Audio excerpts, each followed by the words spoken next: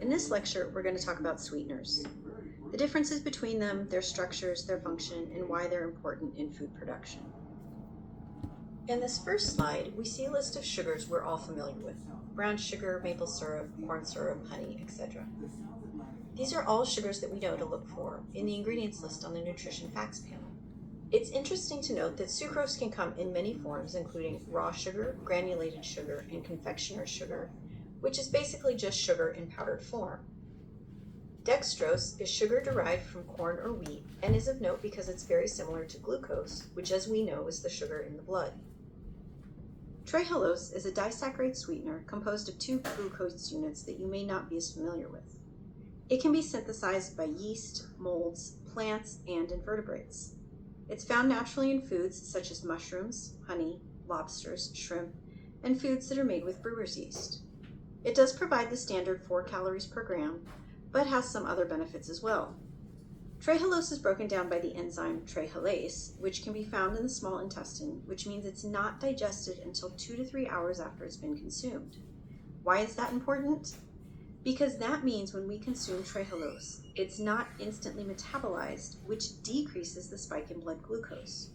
So if you consume a product that has sucralose and trehalose, the sucrose will be metabolized instantly, but the trehalose won't be processed for another 2 to 3 hours, which helps decrease the spike in blood glucose and insulin. For that reason, trehalose is being used in a lot of diabetic foods to provide the sweet taste without the spike in blood glucose. Since trehalose is only half as sweet as glucose, most foods use a combination of trehalose and sucralose. Tagatose is another sweetener, but this is a monosaccharide found naturally in some fruits and dairy products. Tagatose is 92% as sweet as sucrose, so when it's used in foods, not as much sucrose is needed to achieve the level of sweetness the manufacturer is looking for. The metabolism of tagatose is interesting because it's not metabolized until the large intestine. So again, we have that delay in increase in blood glucose, and since it also becomes food for the good bacteria in the lower intestine, it makes it a prebiotic. When it gets to the lower intestine, only about 20% of it's digested. That's important because it means that as a sweetener that is almost as sweet as sucrose, but because only 20% of it is digested, it only provides 1.5 calories per gram versus the standard 4 calories per gram from sucrose. All of these are real benefits when it's used in producing diabetic foods.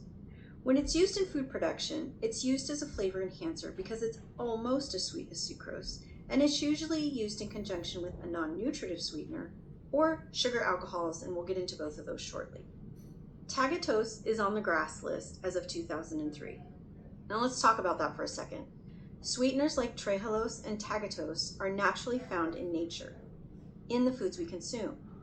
Therefore, they are not considered additives because they're not synthetic, so they may or may not be on the GRAS list, but they're still approved for use. Dextrose is a sugar with some unique properties. For starters, dextrose is formed from starch hydrolysis. What does that mean? Remember that starch is a long polymer chain, and when starch is broken down into individual units of glucose, the glucose undergo a molecular change that causes the body to metabolize it differently than regular glucose. That change in structure and metabolism means that dextrose provides only 3.4 calories per gram instead of the standard 4 calories per gram that glucose does. Even though we know that dextrose only provides 3.4 calories per gram, when we use it in food production, it's calculated as having the standard 4 calories per gram on the nutrition label. They do this because the food industry doesn't want to mess with the 0.6 calories per gram that's left over, and so they just round it up to keep it easy for them and the consumer. Now that differs from when we use dextrose in MNT, where precision is important. In MNT calculations, we use the 3.4 calories per gram because we need that accuracy there. Corn syrup, or glucose syrup as it's sometimes known, is another sweetener we're all pretty familiar with. Corn syrup is made by mixing cornstarch with water, which breaks the cornstarch down into glucose, maltose, and dextrose. From here, we can then use the enzymes amylase and glucoamylase to further break down some of the glucose into fructose, and the end product is high fructose corn syrup. So high fructose corn syrup is corn syrup mixed with the amylase enzymes that break down part of the glucose into fructose. Corn syrup by itself is mostly glucose, but when you add the amylase enzymes and some of the glucose is broken down into fructose, now you have a sweeter product. The solution is about 50 to 52% glucose and 42% fructose. At this point, the solution is referred to as HFCS42. The HFCS42 can now be used in processed foods and breakfast cereals. It can also be purified to produce a product that is 90% high fructose corn syrup and is called HFCS90. The HFCS42 and 90 are then mixed together to create HFCS55, which is the most widely used of the three variations, and it's used mostly in the production of soft drinks. Check out the video link here for a visual explanation of how corn syrup is converted into HFCS42, 55, and 90. We use high fructose corn syrup because we can use less sugar since it's 80 times sweeter than sucrose. So from one perspective, it is actually a good thing to use high fructose corn syrup because it means you need less sugar in a processed food to get the same sweet taste. High fructose corn syrup still only provides 4 calories per gram, and there is no alteration in the way it's metabolized by the body. Because high fructose corn syrup is not something naturally found in foods, remember, it's only produced with the addition of the amylase enzymes, it cannot be called natural in marketing. Now let's look at the sugar alcohols that we mentioned earlier. There are some sugar alcohols naturally present in some fruits, so they can be called natural. And there are sugar alcohols that are not present in nature, but can be created from mono and disaccharides into sugar alcohols through hydrogenation. This is the same hydrogenation process we talked about in lipids. When we hydrogenate glucose, we're adding hydrogen atoms to the glucose structure, which makes it more like an alcohol than a sugar. The change in their structure make them act as emulsifiers and humectants, which is why we see them in a lot of processed foods. Okay, I never did that. The change in structure also means they no longer provide the 4 calories per gram, but they can provide anywhere from 1.5 to 3 calories per gram. With sugar alcohols, you're getting the same sweetness as sucrose, but with fewer calories and less sugar, which means less of a spike in blood glucose. Here you can see a list of common sugar alcohols, including sorbitol, mannitol, xylitol, and so on. What you want to look for is a sugar with the OL ending, and this indicates that the sugar has been hydrogenated and is now a sugar alcohol. As always, there is an exception to the rule, like isomalt. Now let's take a look at some non-nutritive sweeteners. Here you can see the non-nutritive sweeteners that are approved by the FDA.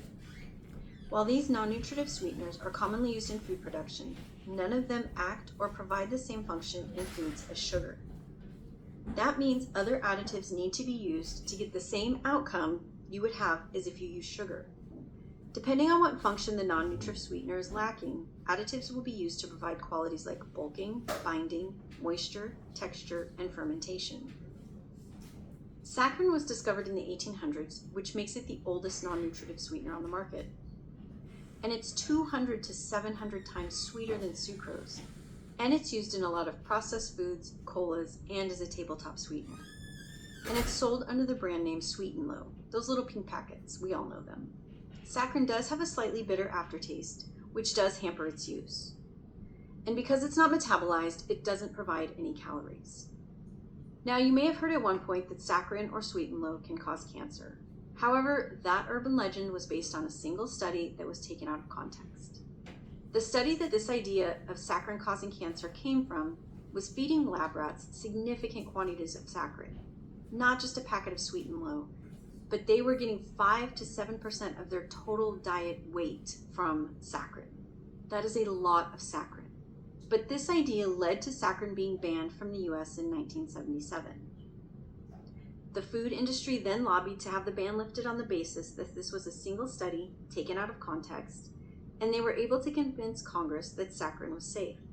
That resulted in the food industry being able to use saccharin, but there had to be a warning label on the package that says, this product contains saccharin, and saccharin has been shown to cause cancer in lab animals. Then in 2000, the moratorium was repealed, and now saccharin can be used without a warning label.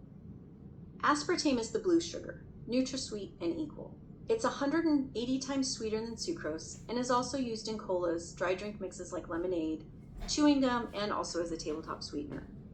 But it does not have the bitter aftertaste that saccharin does. There's a few unique things about aspartame. It's composed of 2 amino acids, aspartic acid and phenylalanine, and it's fully metabolized by the body. Therefore, it does provide 4 calories per gram. However, think about the quantities that we use. We're using small quantities of this product. Try thinking about it like this. If there are 1,000 milligrams in 1 gram, and a packet of Equal is 40 milligrams, in order to get 4 calories per gram, we have to eat 25 packets, and that is a lot of packets of Equal, and most of us don't use that much. So that one 40 milligram packet of Equal we add to our iced tea provides an insignificant amount of calories, which is why they can call it a non-nutritive sweetener. Another important point about the composition of aspartame is that it has phenylalanine that is metabolized by the body, and so it must carry a warning label to alert those with PKU.